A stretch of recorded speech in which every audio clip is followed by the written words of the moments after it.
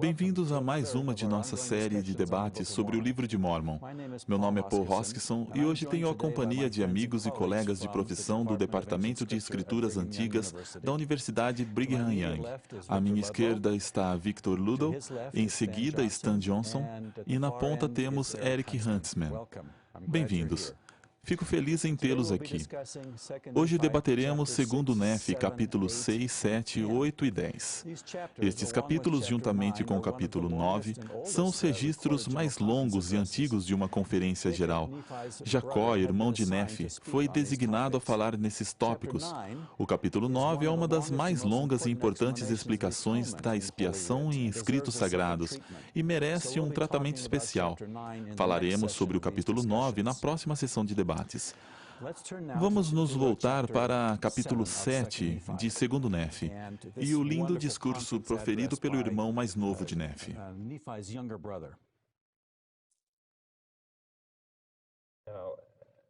Pô, você disse 7, mas você quis dizer 6.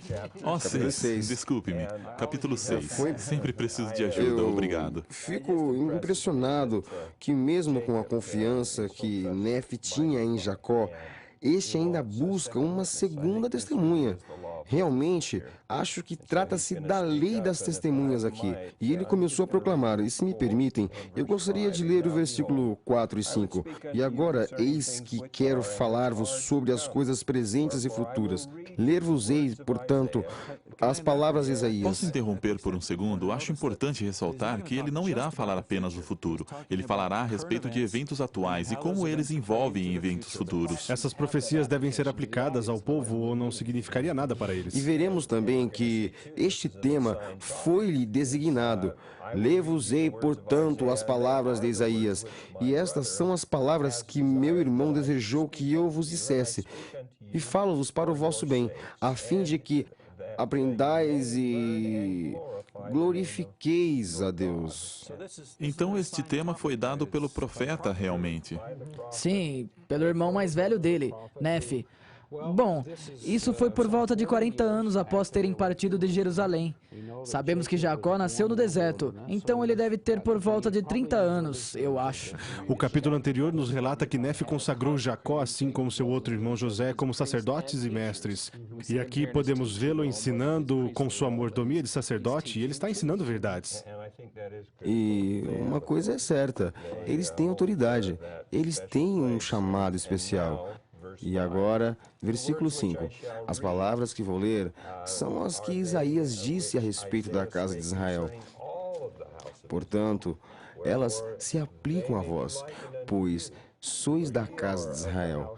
E há muitas coisas que foram ditas por Isaías que vos podem ser aplicadas, pois sois da casa de Israel. Foi desta forma que Nephi apresentou Isaías em 1º Nephi. Em 1º Nephi 19, 23, ele diz: li o que foi escrito por Isaías, pois apliquei todas as escrituras para nós. Isaías tem outras aplicações para épocas diferentes da história de Israel. Isso é importante que saibam. E o tema designado foi tirado de 2 versículos de Isaías 49, versículos 22 e 23, e Jacó cita-os nos versículos 6 e 7. Correto. Na realidade, esses 2 versículos, novamente de volta a 1º Nephi, fazem parte de um discurso de Leí, dado há cerca de 10 anos antes. Assim que chegaram, na primeira reunião religiosa, ou algo assim, quando chegaram ao novo mundo. Essa parte do capítulo 49 de Isaías foi citada por Nephi, e, obviamente, trata-se de uma passagem que ele ama. E agora ele pede a seu irmão: ensine a respeito disso, sobre os gentios e o padrão que é estabelecido para o povo. Um padrão, um estandarte, uma igreja, um evangelho. E como eles, esses gentios, trataram seus filhos nos seus braços e suas filhas serão carregadas. E reis e rainhas ajudarão. Então, temos aqui uma comunidade que foi separada de sua terra natal. A área onde os descendentes de Jacó viveram por séculos. E naquela parte do mundo, tribos e famílias e familiares são muito importantes. E agora estão longe disso tudo. E separam-se de basicamente metade de seu povo, Lamã e Lemuel, e os filhos Ismael e suas famílias. Eles certamente sentem-se É isolados. importante notar que Leí, Nefe e Jacó, pessoas que lideraram essas divisões, são aqueles que parecem ter maior afinidade com Isaías. Para eles, Isaías é um tipo de elo que os liga de volta a Israel.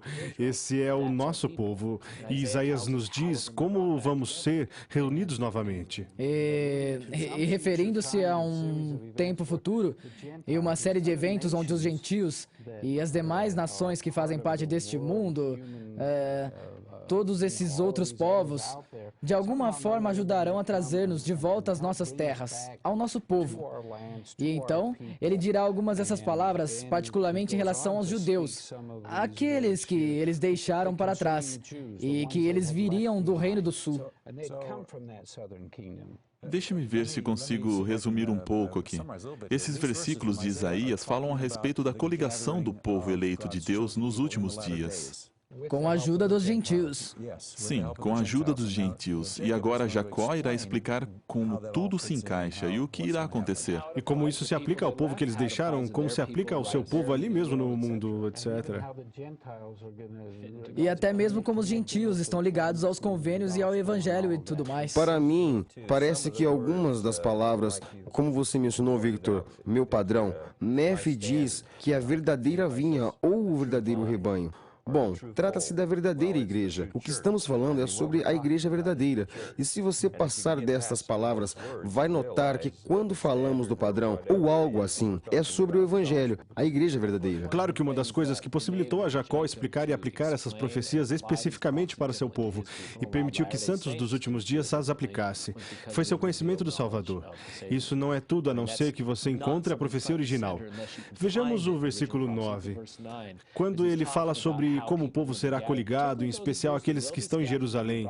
Eles serão dispersados, mas serão trazidos de volta. Eles retomarão, e ele diz, o Senhor Deus, o Santo de Israel, manifestar-se-á a eles na carne.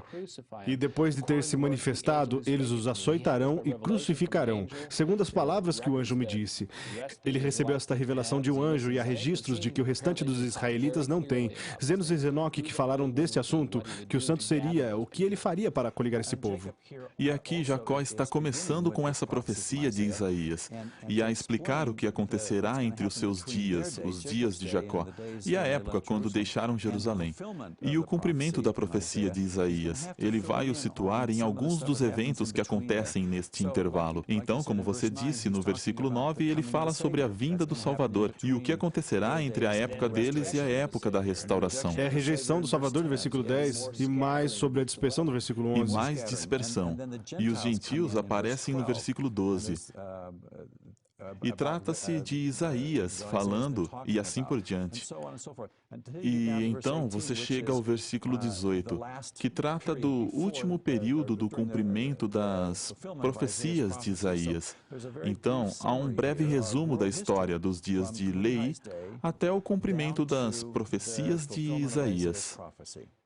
Uma das passagens mais importantes nessa transição de épocas antigas, do cativeiro em Babilônia, o ministério de Jesus nos últimos dias, uma transição importante está no versículo 11, referindo-se novamente aos judeus, não aos lamanitas, nem às 10 tribos remanescentes de Israel, mas aos judeus, que depois de crucificarem o Santo de Israel e eles tiverem sido levados de um lado para outro, pois assim diz o anjo de novo, como você disse, Eric, ele não apenas conta com os ensinamentos de seu irmão, seu pai, e dos registros que tem em mãos, mas ele também recebeu instrução e direção angelical, que eles seriam afligidos na carne, seriam dispersos e feridos e odiados. E, infelizmente, isso tem acontecido na história judaica. Não obstante, o Senhor terá misericórdia deles, para que, quando tiverem conhecimento do seu Redentor, sejam novamente coligados nas terras de sua herança. Essa coligação está se aproximando. Pode ser que leve bastante tempo, pois muitos eventos precedem, mas as coisas vão mudar e condições específicas possibilitarão que a coligação aconteça. Há uma passagem em 3º Nefe 22 e 20 em que o Salvador diz: e crerão em mim, que sou Jesus Cristo, e orarão ao meu Pai em meu nome. Eles saberão, eles chegarão ao ponto que saberão e orarão ao Pai em nome de Jesus. E então serão coligados novamente às terras de sua herança. Eles estão passando por um grande processo. Bem, na realidade, nem precisamos esperar por terceiro Nef. À medida que Jacó correlaciona tudo isso no capítulo 10, versículo 7, ele diz a mesma coisa. Ao invés de adquirirem conhecimento, ele usa a seguinte frase ao falar pelo Senhor: quando chegar o dia que acreditarem em mim, que eu sou o Cristo. Agora, quando muitas pessoas leem o livro de Mórmon, elas entendem as passagens de Isaías. Elas são boas em falar do que aprendemos com os homens envolvidos. Mas sobre as passagens em si, 7 e 8, por que escolheu essas duas passagens para nos ensinar? Bom, eu acho que ele está tentando nos ajudar a entender que algumas coisas devem suceder para que essa coligação aconteça. E não apenas a coligação, mas no capítulo 10, versículo 7, a promessa é de não apenas uma coligação, mas uma restauração. Mas algumas coisas têm que acontecer em preparação. E você precisa ser disperso antes que possa ser coligado. Uma das passagens que mais me choca no capítulo 7, em Isaías 50, é essa poderosa imagem do povo de Israel quebrando o convênio. E esse é o motivo de serem dispersos, pois assim diz o Senhor: repudiei-te eu, ou expulsei-te para sempre. Pois assim diz o Senhor: onde está o libelo do divórcio de tua mãe? Adiante fala sobre os filhos serem vendidos. E penso sobre esses dois relacionamentos humanos que melhor representam o relacionamento do convênio, marido e mulher, pais e filhos. E essa ideia de um homem divorciando de sua esposa e filhos sendo vendidos. Bom, espere um minuto. Eu não acho que ele realmente divorcia da esposa. Não, mas ele está perguntando. Eles não estão cumprindo o convênio, eles estão se afastando e ele está dizendo: eu ainda não me divorciei de vocês, ainda posso trazer eles de volta. Vocês podem estar separados como marido e mulher. Eles podem estar separados, mas não estão divorciados. O convênio ainda está em vigor, eles retornarão. Os filhos podem deixar a casa, mas eles não estarão deserdados. Ainda há uma herança no caso deles quererem voltar a atender às condições impostas. Como o filho pródigo, eles também podem ser trazidos de volta à casa. Na verdade, no capítulo 7, versículo 8, compareçamos juntamente. Digo, ele continua a dizer: venha junto comigo, e dá-lhes uma escolha. Ele disse: se estivermos juntos, estaremos bem. Mas no versículo 11, ou em tormento jazereis. Então a comparação.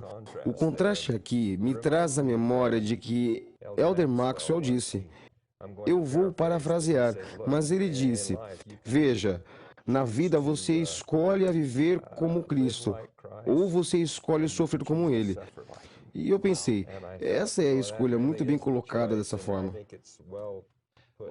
Fico contente que você esclareceu isso, pois é verdade, o Senhor sempre cumpre a parte dele do convênio. E então ele está dizendo: eu não me divorciei de vocês. Não há uma carta de divórcio aqui, mas ele continua: vocês se venderam. Eu não me livrei de vocês como filhos, não mandei vocês embora. Eis que por tuas iniquidades te vendestes e por tuas transgressões foi tua mãe repudiada. E logo em seguida ele mostra essas maravilhosas imagens de: eu sou o Criador do universo, eu tenho poder para fazer qualquer coisa, repreender o mar, certamente posso trazê-los de volta se vocês vierem a mim. Geralmente, a razão de vender os filhos é dívida. Mas, novamente, uma dessas perguntas na metade do versículo 1, a qual de meus credores te vendi? Ele não devia para ninguém. Correto. E ele não tinha vendido ninguém, ele não havia se divorciado de ninguém. Não, mas eles foram e fizeram dívidas. Precisamos falar um pouco a respeito da metáfora que está sendo usada por Isaías, que ocorre por todo o Velho Testamento. É mencionada no Novo Testamento e novamente em Doutrina e Convênios, que é a metáfora do casamento. Jeová, o Deus de Israel, é o marido, e Israel a noiva. E é isso que está sendo usado nos capítulos 50, 51 de Isaías, que são os capítulos 7 e 8 em 2º Nef. Então, quando ele diz: onde está o libelo do divórcio de tua mãe? Ele está dizendo: eu sou Jeová, Israel, você é casada comigo, você fugiu, mas você não tem carta de divórcio, entendem? Vocês não têm o direito de fugir. Você não deveria fugir, você não tem o direito de fugir, e nós não estamos divorciados. E por aí segue. E isso é mostrado nessas passagens de Isaías. Eu tenho marcado no meu livro de Mórmon as notas de parágrafos contidos na versão da Bíblia do rei Tiago em Isaías 50, 51. Pois na versão da Bíblia do Rei Tiago, essas notas de parágrafos podem ser vistas no capítulo 7 de 2º Nefe. Versículo 5 é um novo parágrafo, versículo 7 é um novo parágrafo, versículo 10 é um novo parágrafo. Isso te ajuda a ver a diferença na lógica do texto, no texto hebraico. Isso, pois essas são passagens separadas que não necessariamente fluem de uma para a outra. Elas podem, mas às vezes não irão. Então, no capítulo 8 também temos estes parágrafos. No versículo 4 começa um novo parágrafo, no versículo 7 começa um novo parágrafo, no versículo 9 começa um novo parágrafo, no versículo 17 começa um novo parágrafo e no versículo 24 também começa um novo parágrafo. E se você começar a ler essas pequenas seções, elas se unirão umas às outras de alguma forma, mas nem sempre uma segue a outra.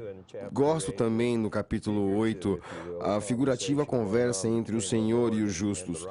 Parece que vai de um para o outro, e isso nos dá o sentido disso, de que primeiro o Senhor está falando, e daí você alcança o versículo 9, e os justos respondem.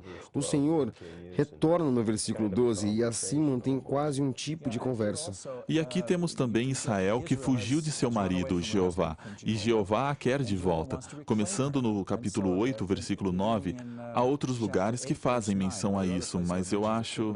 Eric, eu sei que você já falou muito a respeito disso. Por que você não comenta essas passagens? Como Stan diz, começa com o Senhor falando dos versículos 1 e 8, e você continua a ler, ouve-me, repetido nos versículos 1, 4, 3 e 7. Ele está dizendo ao povo, ouça-me, volte.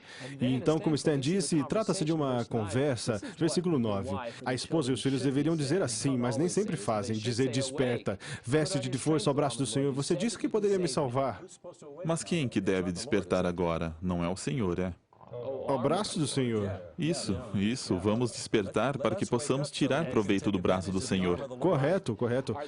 Não és tu aquele que cortou a Raabe e feriu o dragão? Ele usa essa linda figuração do Velho Testamento que tem muito em comum com a mitologia do leste, de como a criação aconteceu ao vencerem-se esses monstros ou caos. Você fez todas essas coisas. Você secou o mar, a água é funda, etc. No entanto, o redimido do Senhor pode confiar em ti. E nós vamos retornar a Sião cantando. Então, Senhor, quando o povo responde dessa forma, quando confiam nele e louvam a ele, ele diz, eu sou ele, sim, sou aquele que vos consola. Quem, pois, és tu para que temas o homem? Você não pode temer o mundo, seus inimigos são como grama, eles morrerão. Se você temer a eles, acabará por esquecer-se do Senhor e tudo que ele tem feito. Então, ele muda a sua atenção no versículo 17 e concentra em alguns episódios que literalmente acontecerão no futuro. Quando ele fala a Jerusalém, pode se aplicar a todos nós. Devemos levantar-nos, tomar assento, vestir os vestidos formosos, e então voltar para o Senhor.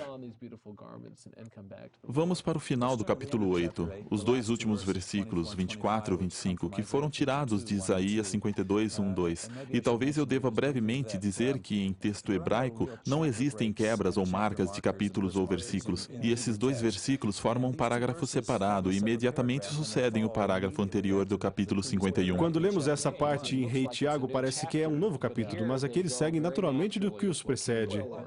Mesmo que você não reconheça os marcos de parágrafo da forma que foi colocado no texto pelos eruditos ou publicadores do Rei Tiago, note no versículo 24, desperta, desperta. Versículo 17, desperta, desperta. E versículo 9, desperta, desperta. Você pode notar que meio que salta para fora do texto, dizendo, muito bem, é uma nova ideia. E isso faz com que a ideia dê continuidade com o que a precede, ao invés do que a sucede, como exposto em Rei Tiago.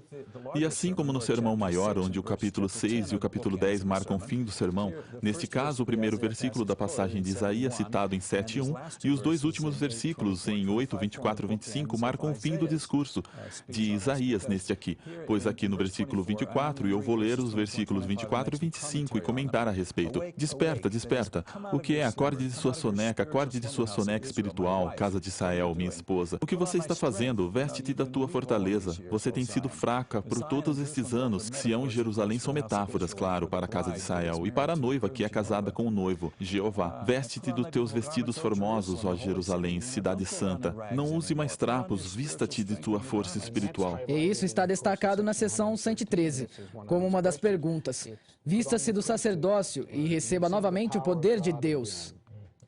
Você não está divorciada, você é cônjuge. Vista-se como ela, entre e sente-se comigo. Isso, vamos continuar a ler. Porque nunca mais entrará em ti nem incircunciso nem impuro, significando que Israel não irá flertar com esses amantes gentios. Ela retornará para seu marido, e ele diz, sacode o pó, o que quer dizer, acabe com seu lamento. Pare de agir como antes, levante-se e acabe com o lamento.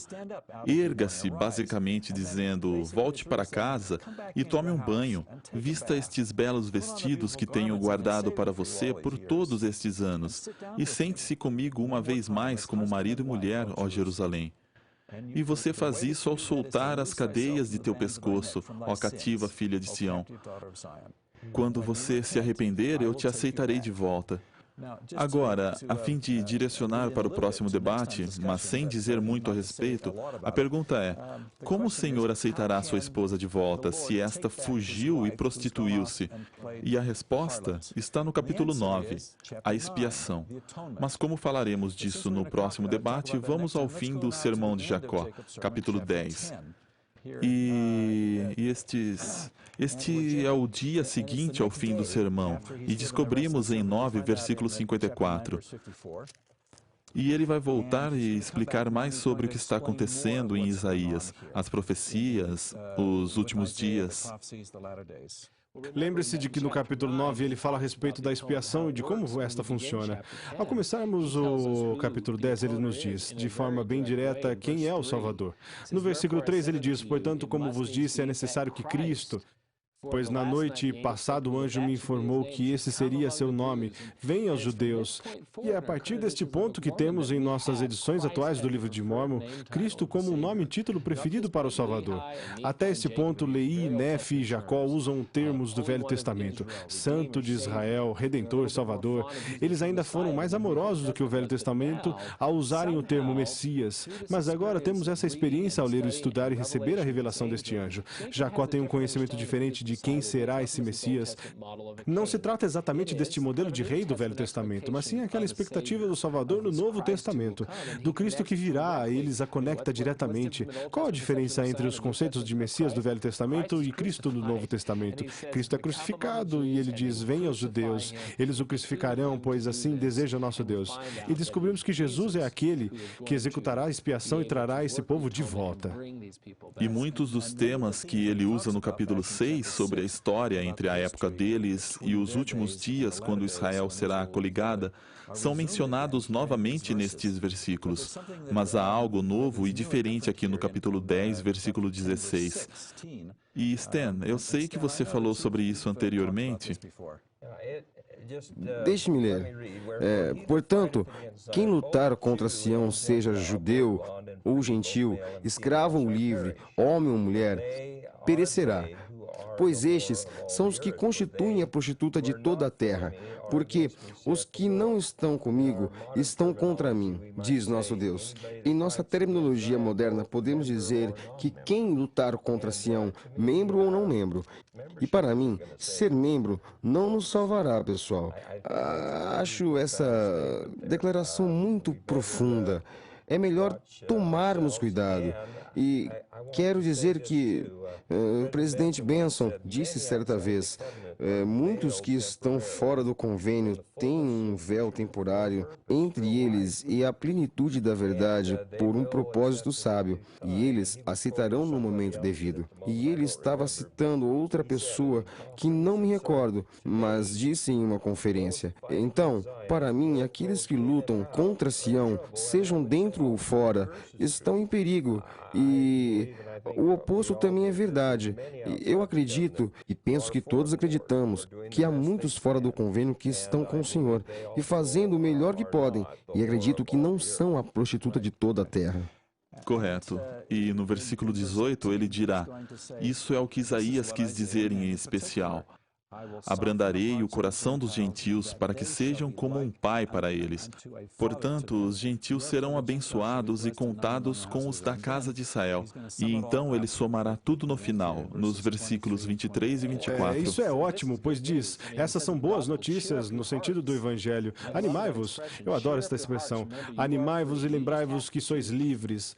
Você apenas tem que escolher aceitar o Salvador, aquele que te trará de volta. E mais uma vez, falando a respeito do entendimento do Salvador, tenha maior, no versículo 24, diz, reconciliai-vos com a vontade de Deus, não continue vagando com essa mãe ou essa criança. É interessante no Novo Testamento, a palavra para reconciliar é a mesma palavra que para espiar. Essa ideia de tornar-nos um, e temos essa passagem poderosa de que é somente na graça e pela graça de Deus que sois salvos. Já falamos de graça no livro de Mórmon, mas esta é a primeira grande declaração, o presente do Salvador. Obrigado. Victor, peço que você resuma estes capítulos que cobrimos hoje. Não sei como fará isso brevemente. Bom, este maravilhoso sermão de Jacó forma um grupo de 5 capítulos. Destacamos 4 deles. E o 6º é uma linda introdução. E os 2 capítulos de Isaías, 7 e 8. Um estudo cuidadoso do 7 e 9, pois o 9 é basicamente um comentário de Jacó do 7, que é Isaías 50, e daí capítulo 8, que é Isaías 51, e capítulo 10. Você pode ver os mesmos tipos de problemas sendo tratados aqui no 10, que Isaías falou a respeito no capítulo 51, citado no capítulo 8. Mas, como apenas o capítulo 7 tem essa música falando a respeito do Messias que virá, e esses 2 últimos versículos do capítulo 10, com essa reconciliação, essa expiação, esse grande presente, o nome de Cristo, digo, tudo se unifica tão lindamente nesses capítulos. Jacó, obviamente, entendeu o plano. Portanto, irmãos, animai-vos. E fique contente. Obrigado por estarem aqui.